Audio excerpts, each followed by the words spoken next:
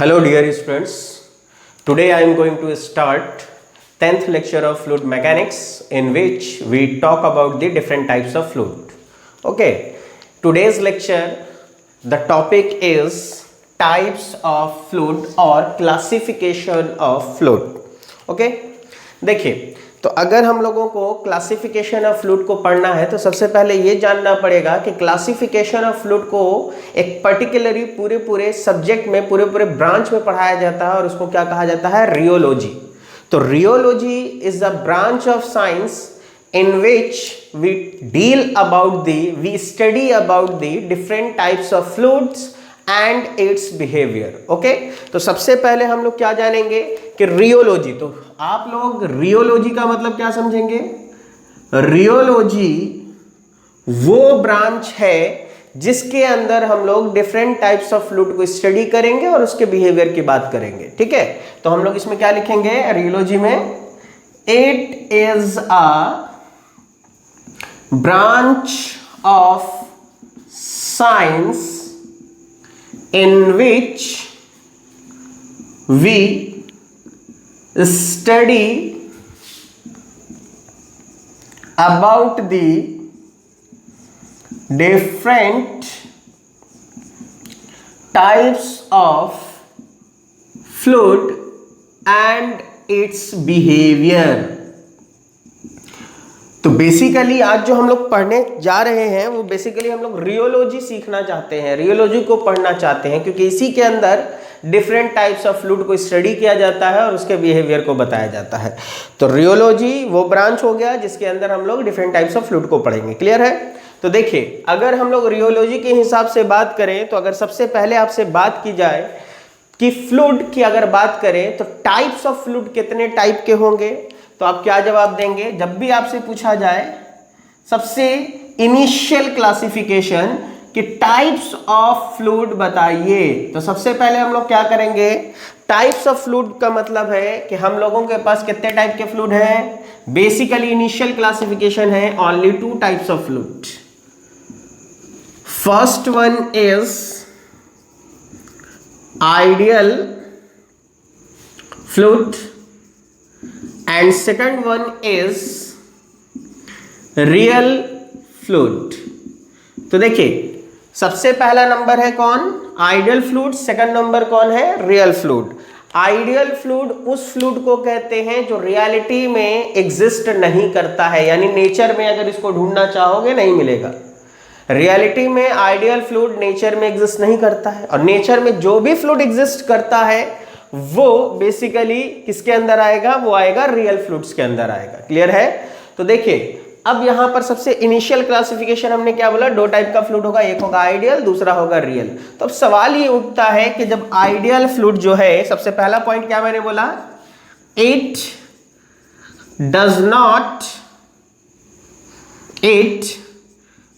Not exist in nature, यानी कि ये नेचर में एग्जिस्ट नहीं करता है. ये वो फ्लूइड है जो आइडियोलॉजी है, कुछ अजम्पशंस हैं जिनके अंदर हम लोग मानेंगे कि इन फ्लूइड्स को आइडियल कहना है. ठीक है, तो जब ये फ्लूइड रियलिटी में एग्जिस्ट नहीं करता है तो किस तरीके के फ्लूइड को हम लोग आइडियल मानेंगे?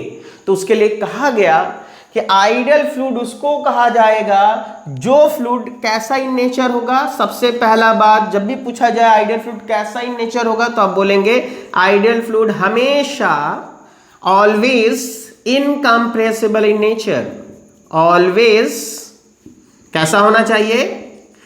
इनकम्प्रेसिबल इन नेचर होना चाहिए. अब इनकम्प्रेसिबल इन नेचर का क्या मतलब है? इसका मतलब है कि देखिए, इनकम्प्रेसिबिलिटी पढ़ाई थी ना मैंने. आप क्या कहोगे? इसका मतलब कि सर कोएफिशिएंट ऑफ कंप्रेसिबिलिटी यानी बीटा 0 मिलेगा, और अगर बल्क मॉडुलस ऑफ इलास्टिसिटी की बात करें तो वो कितनी मिलनी चाहिए? इनफिनाइट. तो अगर आपसे कहा जाए कि जनरली ऑप्शन दे दिया जाए और पूछा जाए कि आइडियल फ्लूइड के लिए क्या होगा, तो हमेशा आप क्या जवाब देंगे? इन्फिनिटी. दूसरा अजम्पशन क्या माना गया? ये पहला अजम्पशन था आइडियल फ्लूइड का. आइडियल फ्लूइड के लिए दूसरा अजम्पशन क्या माना गया?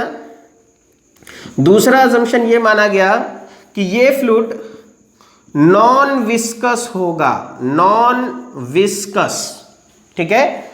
नॉन विस्कस कहो या इसी को आप इनविस्कस भी कह सकते हो, इनविस्कस फ्लूइड होगा।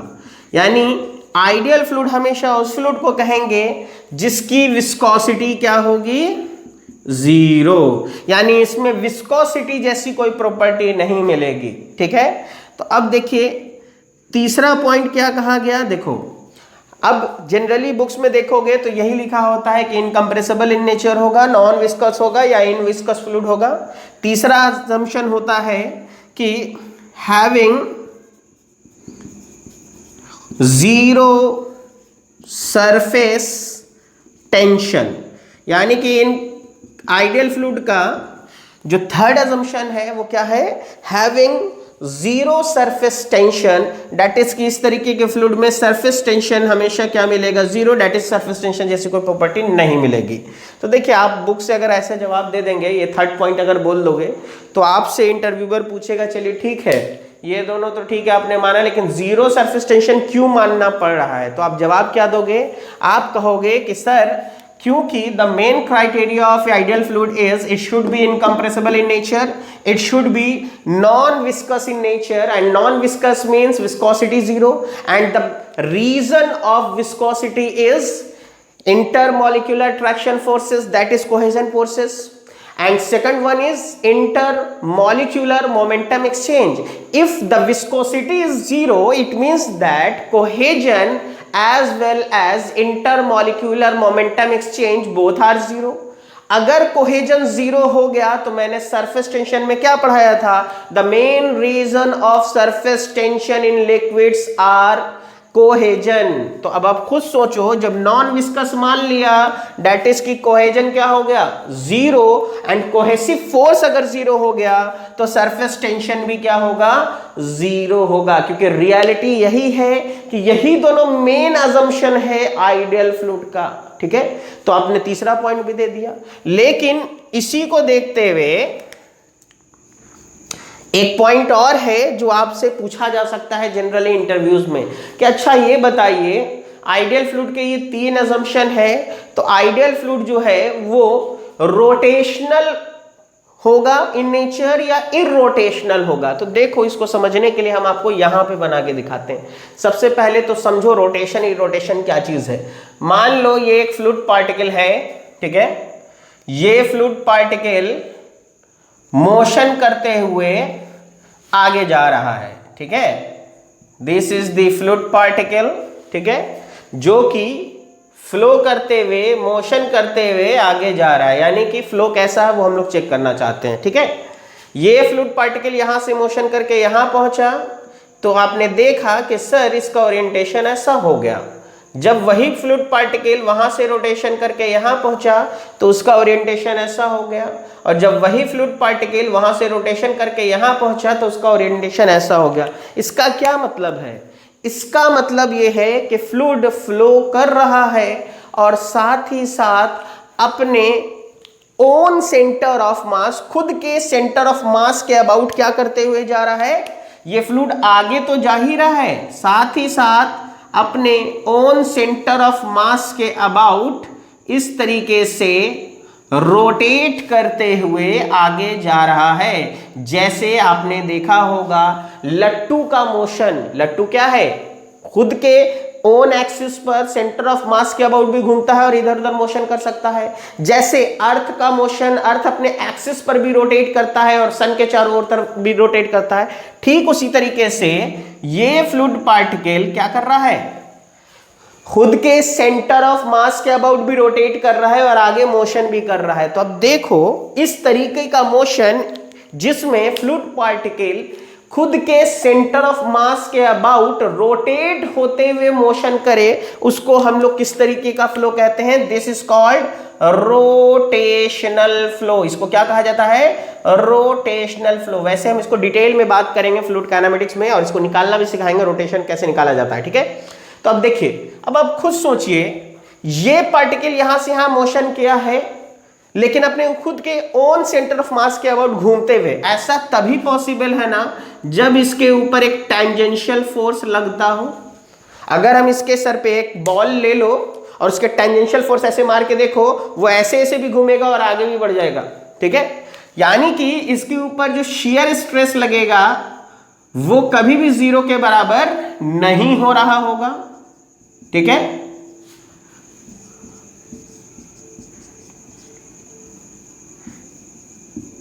दैट इज कि शियर फोर्स 0 नहीं होगा तो शियर स्ट्रेस 0 नहीं होगा। तो अब देखिए इसका मतलब यह है कि रोटेशनल फ्लो पॉसिबल हो रहा है, इसका मतलब शियर स्ट्रेस कभी भी 0 के बराबर नहीं होगा। और शियर स्ट्रेस बराबर क्या होता है, mu du by d y. अब आप खुद सोचिए, आइडियल फ्लूइड का अजम्पशन क्या है कि इस फ्लूइड में आपको क्या दिख रहा है कि सर सरफेस विस्कोसिटी क्या होनी चाहिए, 0। अगर विस्कोसिटी 0 है यहां रखोगे तो शियर स्ट्रेस क्या मिलेगा, 0। दैट इज कि अगर शियर स्ट्रेस 0 कर देंगे तो देखो क्या होगा। शियर स्ट्रेस 0 करने का मतलब यह है कि अगर कोई पार्टिकल है, मान लिया सपोज दैट ये पार्टिकल यहां से इस तरीके से मोशन करते हुए आगे जा रहा है, ठीक है, लेकिन आपको इस पार्टिकल का ओरिएंटेशन देखिए चेंज नहीं हो रहा है, ठीक है। ये पार्टिकल मोशन करके यहां पहुंचा, लेकिन आप देखो ये खुद के सेंटर ऑफ मास के अबाउट नहीं घूम रहा है, यानी कि इसके ऊपर कोई भी शियर स्ट्रेस नहीं लग रहा है, दैट इज 0 है शियर स्ट्रेस। और अगर शियर स्ट्रेस 0 है तभी ये खुद के सेंटर ऑफ मास के अबाउट घूम नहीं रहा है। और ऐसा मोशन जिसमें फ्लूइड पार्टिकल खुद के सेंटर ऑफ मास के अबाउट ना रोटेट करें, इसको कहा जाता है, दिस इज कॉल्ड इररोटेशनल फ्लो। तो अब आप खुद बताओ, अगर मैंने कह दिया सरफेस टेंशन विस्कोसिटी 0 है, जैसे ही विस्कोसिटी 0 करोगे शियर स्ट्रेस 0 हो जाएगा। दैट इज कि आपको एक इंपॉर्टेंट पॉइंट इंटरव्यूज में पूछा जाता है कि आइडियल फ्लूइड का फ्लो का मोशन हम लोग कैसा मानेंगे, रोटेशनल या इररोटेशनल। तो आप हमेशा सही जवाब क्या दीजिएगा कि सर आइडियल फ्लूइड का मोशन हमेशा कैसा होता है, इररोटेशनल फ्लो, इररोटेशनल फ्लो। तो आपको नेक्स्ट पॉइंट जो पता चला, जो कि जनरली बुक्स में आपको नहीं मिलेगा, तो आपको याद रखना है कि आइडियल फ्लूइड का फ्लो जो होता है वो ऑलवेज इररोटेशनल फ्लो होता है, because irrotational flow means fluid particle will not rotates about its own center of masses, that is the tangential force above the fluid particle is 0, that is shear stress is 0। Clear है। तो जब shear stress 0 है that is की viscosity 0 है, ठीक है। तो आपको पहला पॉइंट मिला इनकंप्रेसिबल, दूसरा नॉन विस्कस, तीसरा हैविंग 0 सरफेस टेंशन, चौथा क्या मिला, इररोटेशनल फ्लो, और एक पॉइंट पांचवा क्या मिला, it does not exist in nature. Clear है। लेकिन यहां पर एक बहुत इंपॉर्टेंट एक पॉइंट और है, ठीक है, वो क्या है, देखो आपको मैंने सिखाया था कि फ्लूइड के डिफिनेशन में बताया था मैंने कि fluid is also defined as a matter which do not offer shear stress, which do not offer a resistance to the shear stress when it is in rest position। लेकिन यहां पर क्या है कि आप देखो विस्कोसिटी क्या मान लिया है, 0। मतलब फ्लूइड रेस्ट में हो चाहे मोशन में हो उसके पास शियर स्ट्रेस क्या होगा, 0। तो आप इसी के नीचे एक पॉइंट और लिख सकते हैं कि इसका मतलब क्या है, मैथमेटिकली अगर लिखें तो आइडियल फ्लूइड में शियर स्ट्रेस हमेशा क्या होगा, 0। और शियर स्ट्रेस 0 होने का मतलब है कि it does not offer shear resistance when it is in motion। जबकि मैंने क्या बताया था, मैंने जब फ्लूइड का डिफिनेशन बताया था तो मैंने बोला था कि फ्लूइड जो होता है वो केवल रेस्ट के कंडीशन में कोई भी शियर रेसिस्टेंस नहीं देगा, ठीक है। It does not offer shear resistance when it is in motion. उसमें क्या था, रेस्ट में नहीं होता था, मोशन में शियर स्ट्रेस आता था, रेसिस्ट करता था, ठीक है। तो अब यहां पर आपको क्या पता चला, मोशन में भी नहीं करेगा। तो आइडियल फ्लूइड के लिए हमेशा याद रखो, कोई भी पेपर एग्जाम को उठा के देख लो, आइडियल फ्लूइड के जब भी क्वेश्चन होंगे उनमें यही 6 पॉइंट पूछे जाते हैं कि आइडियल फ्लूइड है, बताइए इनमें से कौन सी प्रॉपर्टी आइडियल फ्लूइड की प्रॉपर्टी है, तो आप आसानी से बता देंगे। ठीक है, तो हमेशा याद रखिएगा आइडियल फ्लूइड हमेशा पहली चीज इनकंप्रेसिबल इन नेचर होगा, नॉन विस्कस होगा, जीरो सरफेस टेंशन होगा, इररोटेशनल फ्लो होगा, शियर स्ट्रेस जीरो होगा, दैट इज कि इसमें रेस्ट में हो चाहे मोशन में हो, आइडियल फ्लूइड रेस्ट में हो चाहे मोशन में हो, किसी भी कंडीशन में वो शियर स्ट्रेस नहीं देगा। ठीक है, उसके अंदर शियर स्ट्रेस नहीं होगा। क्लियर है, तो ये आपको रहा आइडियल फ्लूइड के बारे में। तो जब भी आप कोई कह दे कि सर आइडियल फ्लूइड का एग्जांपल दीजिए, भाई देखो आइडियल फ्लूइड रियलिटी में एग्जिस्ट नहीं करता है, जो होता नहीं उसका एग्जांपल कैसे दे दे, ये अजम्पशन है, पहले जान लीजिए। जो चीज नहीं मौजूद है उसको आप एग्जांपल में नहीं देख सकते हैं, बस ये माना गया है ऐसा ऐसा कंडीशन होगा तो हम उस फ्लूइड को क्या करेंगे, आइडियल मानेंगे। क्लियर है, ठीक है। तो अब देखो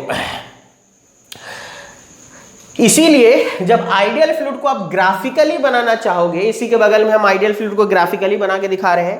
तो देखो मैं शियर स्ट्रेस और शियर स्ट्रेन रेट के बीच में ग्राफ ड्रॉ कर रहा हूं। ये है शियर स्ट्रेस एक्सिस, ये वाला है वेलोसिटी ग्रेडियंट कहो, ठीक है, या फिर D theta by D T कहो, यानी शियर स्ट्रेन रेट का एक्सिस कहो। अगर हम आइडियल फ्लूइड का ग्राफ ड्रॉ करना चाहते हैं तो आपको क्या पता चला, शियर स्ट्रेस जीरो है, यानी कि उसमें डिफॉर्मेशन हो चाहे कुछ भी हो, शियर स्ट्रेस हमेशा क्या मिलेगा, जीरो। और डिफॉर्मेशन अगर हो भी रहा है तो आप क्या करोगे, इसी लाइन पर, यानी शियर स्ट्रेन रेट वाली जो लाइन है, यही लाइन कौन से फ्लूइड को डिनोट करेगी, this is your ideal fluid. Is that clear, ठीक है। तो जब भी आपको आइडियल फ्लूइड बोला जाए, आइडियल फ्लूइड में यही पॉइंट्स आपको केवल याद रखना है। क्लियर है। मान लो कोई कहे कि नहीं सर आप विस्कोसिटी का शियर स्ट्रेन रेट के साथ ग्राफ बना के दिखाइए आइडियल का, मान लो शियर स्ट्रेस के साथ ना पूछे, जनरली इंटरव्यूज में सब पूछा जाता है। ठीक है, तो देखो मैंने एक तरफ क्या कर दिया, विस्कोसिटी ले लिया, एक एक्सिस पर मैंने क्या ले लिया, शियर स्ट्रेन रेट को ले लिया। ठीक है, अब देखो जब तुम आइडियल फ्लूइड की बात कर रहे हो तो विस्कोसिटी भी तो जीरो है, दैट इज कि वही एक्सिस जो शियर स्ट्रेन रेट को दिखा रहा है, वही एक्सिस किसका होगा, आइडियल फ्लूइड का ग्राफ होगा। तो आइडियल फ्लूइड के लिए आपको चाहे shear stress shear strain rate के बीच में ग्राफ दिया जाए या viscosity and shear strain rate के बीच में ग्राफ दिया जाए, हमेशा स्ट्रेन रेट वाला जो एक्सिस होगा वही तुमको कौन सा फ्लूइड देगा, आइडियल फ्लूइड देगा। इज दैट क्लियर, ठीक है। तो होप सो कि आपको आइडियल फ्लूइड एकदम क्लियर हुआ होगा। इससे ज्यादा आइडियल फ्लूइड में आपको नहीं पूछा जाता है, ना ही आपको इससे ज्यादा कुछ मिलेगा। यही बेसिक फंडा है आइडियल फ्लूइड का। देखो अब हम आ जाते हैं रियल फ्लूइड पे, क्योंकि देखो जो चीज मौजूद है, जो नेचर में एग्जिस्ट करती है, उसी को हम लोग क्या करेंगे, डिटेल में स्टडी करेंगे और उसी का क्लासिफिकेशन कर पाओगे। जो चीज मिलता है उसी का बिहेवियर देखोगे ना, उसी के बिहेवियर को स्टडी करोगे ना। इसीलिए जो हम लोगों का जो क्लासिफिकेशन ऑफ फ्लूइड है बेसिकली, वो किसका क्लासिफिकेशन है, तो कहीं ना कहीं वो रियल फ्लूइड्स का क्लासिफिकेशन है। तो अब हम लोग जो एक्चुअल क्लासिफिकेशन देखेंगे वो ये कि रियल फ्लूइड क्या चीज है। ठीक है, तो देखो हम लोग रियल फ्लूइड्स में आ जाते हैं। तो रियल फ्लूइड में सिंपल सा डेफिनेशन है, इट एग्जिस्ट इन नेचर। ये वो फ्लूइड है जो रियलिटी में, नेचर में एग्जिस्ट करता है, पहली चीज। दूसरी चीज कि ये वो फ्लूइड होगा जिनके पास ये सारी प्रॉपर्टीज मौजूद होंगी जो इनमें नहीं थी आइडियल में। जैसे इनकंप्रेसिबिलिटी हमने मान लिया था, उसमें यहां क्या लिखेंगे, the fluid which possess properties, the fluid which possess properties like surface tension, comma viscosity, comma compressibility, ETC is known as real fluid। यानी हर वो फ्लूइड जो ये सारी प्रॉपर्टीज को रखता होगा या उनमें ये सारी प्रॉपर्टीज मौजूद होंगी, उस फ्लूइड को हम लोग क्या कहते हैं, रियल फ्लूइड कहते हैं। और ये फ्लूइड नेचर में एग्जिस्ट करता है। क्लियर है? ठीक है, चलिए तो अब हम लोग जो ब्रॉड क्लासिफिकेशन में अब हम लोग जो बात करने जाएंगे वो किसकी, कि रियल फ्लूइड को कितने पार्ट में तोड़ा गया है। ठीक है, तो अगर पूछा जाए कि रियल फ्लूइड कितने टाइप्स के होते हैं, तो real fluid is of 2 types. Okay, first one is Newtonian fluid and second one is non Newtonian fluid. तो देखिए, रियल फ्लूइड को अगर आप डिवाइड करोगे तो रियल फ्लूइड 2 पार्ट्स में टूटेगा। ठीक है, तो हम लोग सबसे पहले लिख देते हैं real fluid. And further real fluid is divided into 2 types. First one is Newtonian fluid and second one is non Newtonian fluid. Non Newtonian fluid. अब बात करते हैं कि न्यूटोनियन फ्लूइड किसको कहेंगे। तो सबसे पहला point, the fluid which obeys the Newton's law of viscosity is called Newtonian fluid. That is की it obeys Newton's law of viscosity. ये वो फ्लूइड है जो न्यूटन्स लॉ ऑफ विस्कोसिटी को क्या करेगा, फॉलो करेगा, ओबे करेगा। अब सवाल ये उठता है कि न्यूटन्स लॉ ऑफ विस्कोसिटी क्या था, तो वो ये था कि shear stress is directly proportional to shear strain rate, और वहां से फिर हमने निकाला था तो shear stress is equal to mu du over dy, ये आता था। क्लियर है? अब आप देखो, इस लॉ को देख करके आपको क्या पता चलता है, आप लोगों को एक चीज पता होगा कि लाइन का इक्वेशन क्या होता है, y is equal to mx plus C. ठीक है, सपोज दैट यहां पर प्लस में हम 0 लिख दें। c क्या होता था, c इज कॉल्ड इंटरसेप्ट। अगर लाइन की बात करें तो c इंटरसेप्ट होता था, दैट इज कि लाइन कहां से ड्रॉ करेंगे वो यही c बताता था। ठीक है, दूसरी चीज यहां पर देखो, du बटा dy पे पावर कितना है, पावर 1 है। दैट इज कि जब भी आप ग्राफ बनाओगे तो वो ग्राफ कैसा बनेगा, लीनियर। और ग्राफ किसके किसके बीच में बनाना है, तो देखो y एंड x के बीच में। ठीक है, and m is the slope. m क्या होता था, स्लोप होता था, और उस लाइन का स्लोप हमेशा क्या मिलेगा आपको, कांस्टेंट। तो यहां से आपको नेक्स्ट पॉइंट क्या पता चला, आपको यहां से नेक्स्ट पॉइंट ये पता चला कि shear stress shows linear relationship. ठीक है, या फिर आप ये कहो it shows linear relationship between shear stress and shear strain rate. It shows यानी न्यूटोनियन फ्लूइड वो होगा जिसमें तुम शियर स्ट्रेस और शियर स्ट्रेन रेट के बीच में रिलेशनशिप दिखाओगे, तो कैसा रिलेशनशिप दिखेगा, लीनियर दिखेगा। ठीक है, तो आप क्या लिखोगे, it shows linear relationship between shear stress and shear strain rate. ठीक है, लेकिन ये तो वर्ड की बात हो गई। अगर तुम ग्राफिकली देखना चाहो तो क्या करोगे, एक ग्राफ ड्रॉ करो, किसके किसके बीच में, यहां पर रख दो तुम शियर स्ट्रेस को और यहां रख दो आप शियर स्ट्रेन रेट को, जो कि वेलोसिटी ग्रेडियंट के बराबर आता था।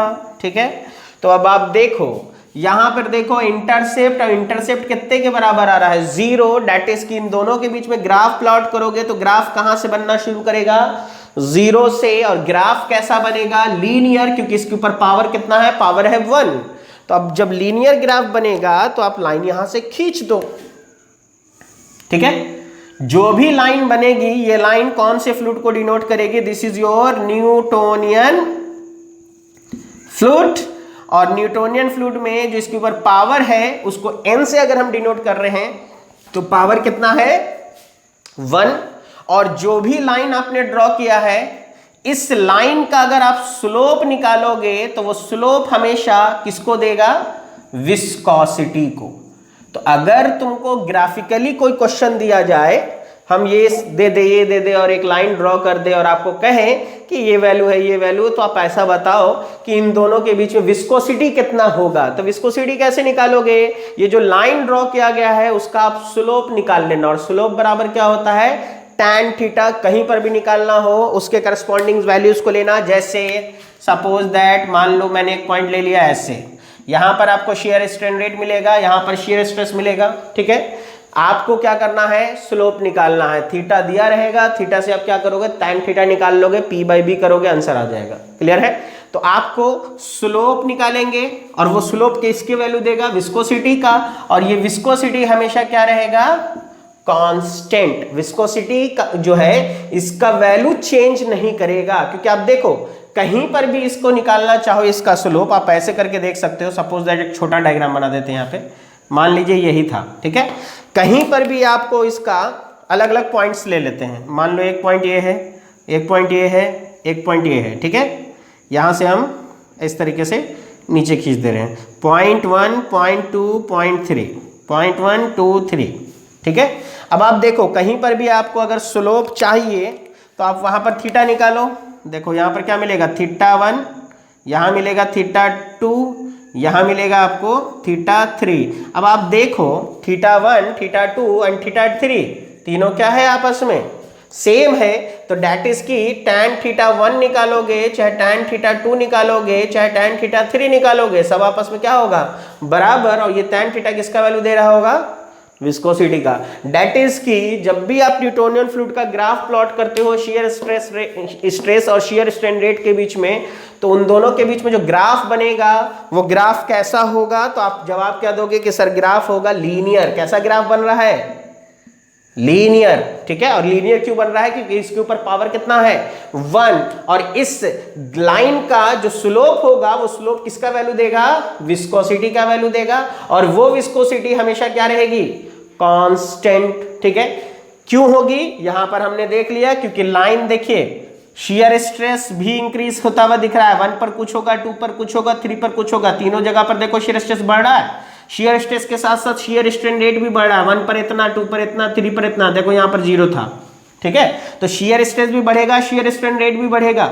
लेकिन शियर स्ट्रेस और शियर स्ट्रेन रेट दोनों के बढ़ने के साथ साथ आपको लाइन तो दिख रही है इंक्रीज होती हुई, लेकिन इसका स्लोप हमेशा क्या रहेगा? कांस्टेंट, यानी कि विस्कोसिटी हमेशा क्या रहेगी? कांस्टेंट। तो अगर न्यूटोनियन फ्लूइड का ग्राफ आपसे कहा जाए shear stress and shear strain rate के बीच में ड्रॉ करने के लिए, तो वो तो हमने ड्रॉ कर लिया है यहाँ पे, वो आप आसानी से ड्रॉ कर लोगे।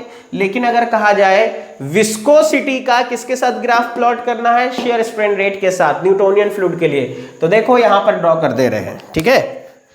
तो आप यहां पर ड्रॉ करेंगे इस तरीके से। यहां पर मैंने दिखा दिया du बटा dy which is equal to d theta बटा dt shear strain rate.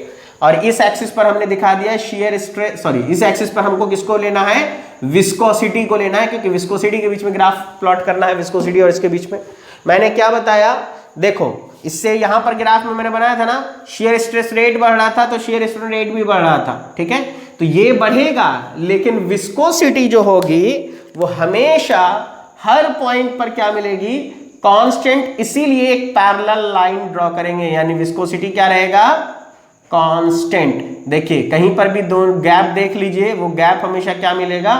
Constant. तो आपको क्या पता चला? नेक्स्ट पॉइंट, थ्योरेटिकली अक्सर ये एग्जाम में आपको क्वेश्चन मिल जाता है कि ये बताइए कौन सा फ्लूइड ऐसा है जिसमें विस्कोसिटी किसके साथ चेंज नहीं कर रहा है? शियर स्ट्रेन रेट के साथ। दैट इज की नेक्स्ट पॉइंट आप क्या लिखोगे? Viscosity does not changes with respect to shear strain rate। Clear है? ठीक है। तो पहला पॉइंट ये मिला, दूसरा पॉइंट ये मिला, तीसरा पॉइंट ये मिला। विस्कोसिटी शियर स्ट्रेन रेट के साथ चेंज नहीं करता है। कौन से फ्लूइड में? न्यूटोनियन फ्लूइड में। क्यों? ग्राफ से आपको दिख रहा होगा, ठीक है। And next point, Newtonian fluid में जो विस्कोसिटी होता है वो विस्कोसिटी केवल और केवल किसका फंक्शन होता है? Function of temperature only, that is की viscosity of Newtonian fluid only changes with respect to temperature, और किसी के साथ नहीं बदलेगा। यानी कि अगर तुम न्यूटोनियन फ्लूइड लेते हो तो उसका टेम्परेचर बदलोगे तभी विस्कोसिटी बदलेगा, बाकी कोई पैरामीटर इस पर काम नहीं करेगा। ठीक है, तो ये सारे पॉइंट्स जो हमने लिखा है ये केवल और केवल किसके रिगार्डिंग लिखा है? हमने न्यूटोनियन फ्लूइड के रिगार्डिंग हमने लिखा है। क्लियर है? तो न्यूटोनियन फ्लूइड के बारे में जब भी पूछा जाए ये सारे पॉइंट्स आपके माइंड में आने चाहिए। अब बहुत क्लियर है, आसानी से आप बता सकते हैं। अब आपसे अगर बोला जाए कि कुछ एग्जाम्पल बताइए न्यूटोनियन फ्लूइड का, तो ऑब्वियसली बहुत सारे एग्जाम्पल हैं जो न्यूटोनियन फ्लूइड है। ठीक है, अब देखो ये तो मैथमेटिकल बात हो गई कि शेयर स्ट्रेस रेट बढ़ा रहे तो उसी रेट से क्या हो रहा है? शेयर स्ट्रेन रेट बढ़ रहा है। ठीक है, अब इसको मैथमेटिकली ना देख करके फिजिकली देखा जाए तो देखो हर वो फ्लूइड जो फ्लूइड बहुत स्मूथली फ्लो कर रहा है, जैसे वाटर है। ठीक है, आपने बोतल का ढक्कन खोला, बोतल ऐसे करके छोड़ दिया, जिस रेट से आपको देखा है तो आपको थ्रू आउट द फ्लूइड यानी कि शुरू से लेके आखिरी तक फ्लूइड एक समान रेट से आगे बढ़ते हुए दिखेगा। थोड़ा और टिल्ट कर दोगे तो और तेज होगा, यानी आपने शेयर बढ़ाया तो शेयर स्ट्रेन रेट भी बढ़ गया। लेकिन अगर यही काम मान लो आपने क्या किया, घर में टोमेटो केचप हो या सॉस की बोतल हो, ठीक है, आपने बोतल का ढक्कन खोला और ऐसे उल्टा करके देखा, पानी के बोतल को भी करो और टोमेटो केचप को भी करो, पानी थ्रू आउट दी एक समान रेट से फ्लो होते दिखेगा, लेकिन टोमेटो केचप में शुरू में फ्लो धीमा दिखेगा, धीरे धीरे टोमेटो केचप निकलेगा, फिर अचानक से दिखेगा कि उसका रेट क्या हो गया है, इंक्रीज कर गया है। तो देखो दोनों में फर्क समझ में आया? एक में बिल्कुल लीनियर रिलेशन है, ये बढ़ रहा है तो ये भी बढ़ रहा है और बिल्कुल एक समान तरीके से बढ़ रहा है। तो हर वो फ्लूइड क्या कहलाएगा? Newtonian fluid. तो न्यूटोनियन फ्लूइड के एग्जांपल क्या है? Water, generally all gases, air, petrol, diesel, kerosene, etc. These are the alcohol, और भी ले सकते हो alcohol. These are the example of Newtonian fluid. तो जब भी आपसे न्यूटोनियन फ्लूइड पूछा जाए कि न्यूटोनियन फ्लूइड क्या है, कैसे बिहेव करता है, कैसे काम करता है, तो हम लोग न्यूटोनियन फ्लूइड को ऐसे समझेंगे। ठीक है, हमेशा न्यूटोनियन फ्लूइड में ये सारे पॉइंट्स आपके माइंड में होने चाहिए। क्लियर है? अब हम लोग आ जाते हैं किस पर? अगर उतारना चाहो तो इसको जल्दी से उतार लेना। ठीक है, तो देखो अब इसके बाद जो हम लोग क्लासिफिकेशन करने जा रहे हैं वो ये कि नॉन न्यूटोनियन फ्लूइड क्या है और उसके ऊपर बात करेंगे हम लोग। ठीक है, तो देखो अगर तुम क्लासिफिकेशन ऑफ फ्लूइड को देखो तो आइडियल है, रियल है। रियल में आ गया Newtonian and non Newtonian. Newtonian fluid जो है एक पर्टिकुलर टाइप का फ्लूइड है जिसके अंदर ये सारे आते हैं, इनमें और कोई वैरायटी नहीं है।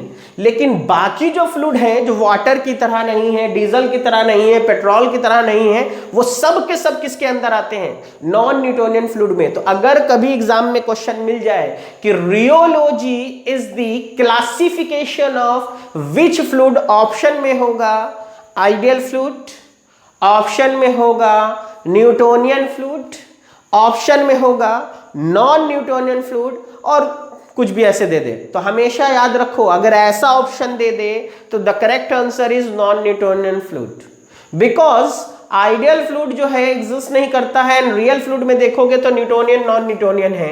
न्यूटोनियन के अंदर और कोई फ्लूइड नहीं आता है, बस एक ही क्लासिफिकेशन हो गया। लेकिन नॉन न्यूटोनियन के अंदर बहुत टाइप के फ्लूइड आते हैं। तो एक्चुअली जो रियोलॉजी है वो स्टडी ऑफ किस टाइप के फ्लूइड है? तो rheology is actually the study of non Newtonian fluid. Is that okay?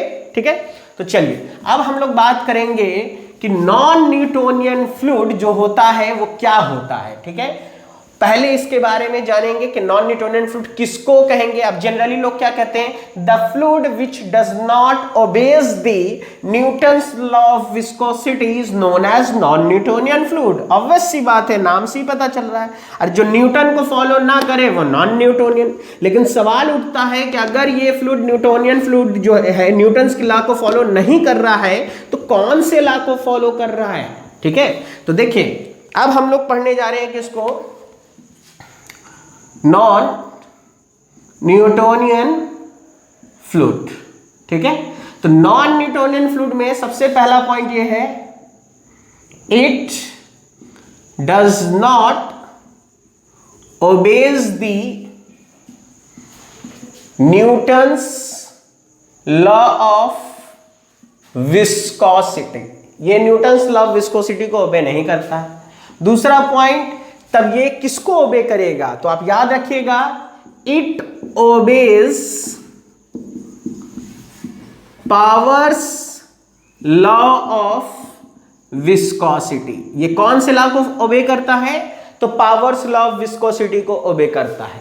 अब सवाल ये उठता है पावर्स लॉ क्या है? तो देखिए, पावर्स लॉ है shear stress is equal to K du by dy to the power n plus tau y।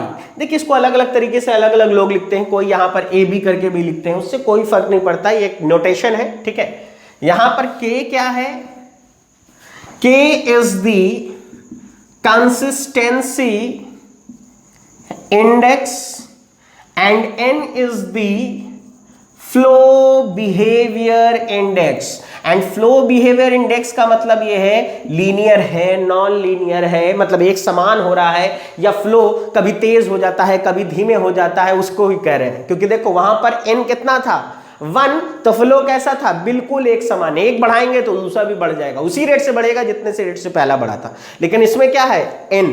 यहां पर n का मतलब है फ्लो बिहेवियर इंडेक्स। अब फ्लो बिहेवियर का मतलब यहां पर n 1 है, क्या है वो हम लोग पढ़ेंगे तो देखेंगे, और उसके हिसाब से पता चलेगा कि लीनियरली है फ्लो या फिर आपको लीनियर नहीं है, ठीक है।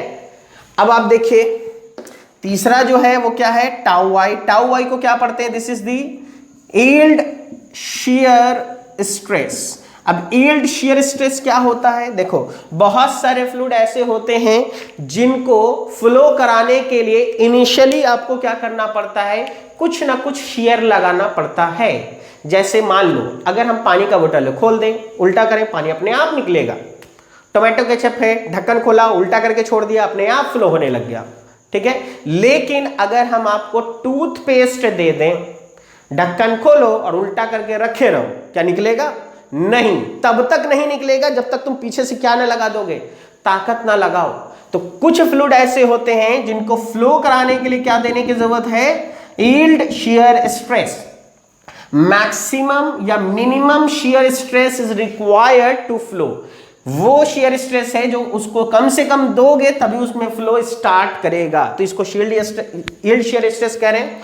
तो देखो, नॉन न्यूटोनियन फ्लूइड में पहला पॉइंट, दूसरा पॉइंट और दूसरे पॉइंट से देख के यहां से क्या पता चला? यहां से ही आपको देख के पता चला कि यहां पर n लिखा गया है, क्योंकि अगर 1 होता तो n नहीं लिखते, यानी n का वैल्यू 1 तो नहीं है। दैट इज की ये वैसा फ्लूइड होगा, इट शोज कैसा रिलेशनशिप दिखाएगा? It shows non linear relationship between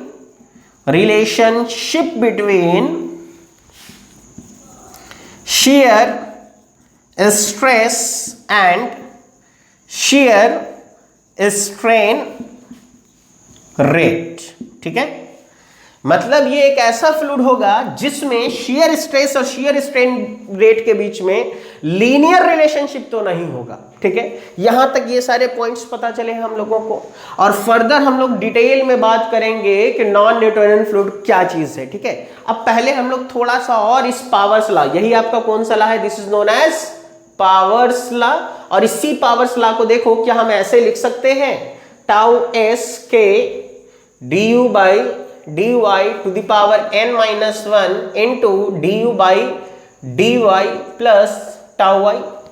देखो यहां पर पावर -1 कर दिया, यहां पावर 1 है, 1 इधर आके जुड़ेगा तो कट जाएगा। तो आपको ऐसा करो, k इंटू, हम लोग मान लेते हैं let k into du by dy पे पावर n minus 1 जो है, इसको हम एक नोटेशन से डिनोट कर देते हैं ईटा अपरेंट से, और इसको क्या पढ़ते हैं? This is known as apparent viscosity। इसको क्या पढ़ते हैं? apparent viscosity। that is कि पावर्स लॉ को हम कैसे लिख सकते हैं? और पावर्स लॉ को हम ऐसे भी लिख सकते हैं। अब ऐसा करते हैं, इस पूरे जगह पर हम apparent को रख देते हैं ईटा apparent, और यहां से बचा आपको du बटा dy प्लस टाउ y, ठीक है। तो अब देखो हम इस तरीके से लिख सकते हैं ना, ये भी आपको क्या कहलाएगा, this is also known as powers law. ये भी क्या है आपका, पावर्स लॉ है, ये भी जो आया पावर्स लॉ है। ऐसे लिखो चाहे ऐसे लिखो, ठीक है। ऐसा इसलिए लिखा गया है क्योंकि देखो कहीं ना कहीं हम लोगों को न्यूटोनियन और नॉन न्यूटोनियन को अगर स्टडी करना है, कैसे पता चला कि ये न्यूटोनियन नहीं है, क्योंकि हम कंपेयर करेंगे ना, दो फ्लूइड को कंपेयर किया, पता चला कि इसका बिहेवियर जैसा था दूसरे का ऐसा नहीं है, मतलब वो कुछ और है, इसीलिए कंपैरिजन करना था। इसी वजह से हमने इस पावर्स लॉ को कुछ ऐसा लिखा कि ये भी लाइन की इक्वेशन की तरह हो जाए, y = mx + c। यहां पर देखो इंटरसेप्ट है, x एक्सिस पर ये होगा, y एक्सिस पर ये होगा, और अगर इसका स्लोप ग्राफ बनाएंगे तो ग्राफ कैसा बनेगा, नॉन लीनियर ग्राफ बनेगा, ये हम लोग को पहले ही पता है। और उस नॉन लीनियर ग्राफ का जो स्लोप होगा, दैट इज की जो tan थीटा होगा, वो tan थीटा किसका वैल्यू देगा, एपरेंट विस्कोसिटी का वैल्यू देगा। Is that clear. तो देखो नॉन न्यूटोनियन फ्लूइड को पढ़ना है तो आपको पहले पावर्स लॉ को समझना होगा। तो आप होप सो कि आपको पावर्स लॉ को समझ में आया होगा कि इसको या तो ऐसे लिखेंगे या ऐसे लिखेंगे, और on the basis of this अब हम लोग जाकर के क्या करेंगे, नॉन न्यूटोनियन फ्लूइड को क्या कर सकते हैं, क्लासिफाई कर सकते हैं। तो नॉन न्यूटोनियन फ्लूइड जो होगा वो फिर से हम लोग क्लासिफाई करेंगे किस बेसिस पर, टाइम के बेसिस पर। दैट इज कुछ फ्लूइड ऐसे होंगे जिनकी विस्कोसिटी टाइम पर डिपेंड करती होंगी, जैसे जिप्सम पेस्ट, ठीक है, टाइम के साथ उसकी विस्कोसिटी चेंज कर जाती है, बढ़ जाती है। जैसे प्रिंटर इंक, टाइम के साथ उसकी विस्कोसिटी डिक्रीज कर जाती है। लेकिन कुछ फ्लूइड ऐसे होंगे जिनकी विस्कोसिटी टाइम पर डिपेंड नहीं करेगी। जैसे आपने क्या किया, टोमेटो केचप ले लिया, ठीक है, अगर टेम्परेचर सेम है, टेम्परेचर अगर सेम रखा है बहुत देर तक तो उसकी विस्कोसिटी चेंज नहीं करेगी। जैसे पेंट है, ठीक है, जो पेंट करने के लिए यूज करते हैं हम लोग, जैसे आपको मिल्क है, जैसे ब्लड है। अब ब्लड पे बहुत कंफ्यूजन लोगों को कि वो टाइम डिपेंडेंट कैसे, ठीक है, टाइम इंडिपेंडेंट कैसे। सिंपल सा फिलॉसफी है, आपने ब्लड अगर डोनेट किया होगा या ब्लड कभी डोनेशन इसमें लेने गए होंगे तो हमेशा देखा होगा कि ब्लड का जो पैकेट होता है उस पर लिखा होता है मेंटेन 37 डिग्री सेल्सियस। ऐसा नहीं कि ब्लड को किसी भी टेम्परेचर पर रख देते हैं। 37 डिग्री इसलिए रखते हैं क्योंकि गॉड ने आपके बॉडी का टेम्परेचर क्या रखा है, 37। तो ब्लड जो है बेसिकली वो आपको टेम्परेचर डिपेंडेंट है, टाइम डिपेंडेंट नहीं है। टाइम डिपेंडेंट होता तो देखो आपके बॉडी में आप घंटों खड़े हो कुछ कर रहे हो, आपके बॉडी के अंदर जो ब्लड है उसका विस्कोसिटी लगातार बदलते रहना चाहिए, लेकिन नहीं, वो सिर्फ और सिर्फ टेम्परेचर के साथ बदलता है। इसीलिए जब इंसान बीमार होता है उसके बॉडी का टेम्परेचर इंक्रीज कर जाता है तो ब्लड प्रेशर भी बदल जाता है। समझ में आया। तो बेसिकली इसके बाद जो हम लोग क्लासिफिकेशन देखेंगे वो बेसिकली किसका देखेंगे, नॉन न्यूटोनियन फ्लूइड का क्लासिफिकेशन देखेंगे, और वो हम आपको नेक्स्ट क्लास में कराएंगे, ठीक है। तो फर्दर नेक्स्ट क्लास में हम लोग डिटेल में बात करेंगे नॉन न्यूटोनियन फ्लूइड को, और नॉन न्यूटोनियन फ्लूइड को कितने पार्ट में तोड़ेंगे, 2 पार्ट्स में, time dependent non Newtonian fluids and time independent non Newtonian fluids. और फर्दर हम लोग डिटेल में बात करेंगे कि इसको कैसे लिखते हैं, ठीक है। तो होप सो आप लोगों को लेक्चर एंजॉय हुआ होगा। तो please like, share and subscribe my channel, और तब तक के लिए गुड बाय, कल मिलते हैं।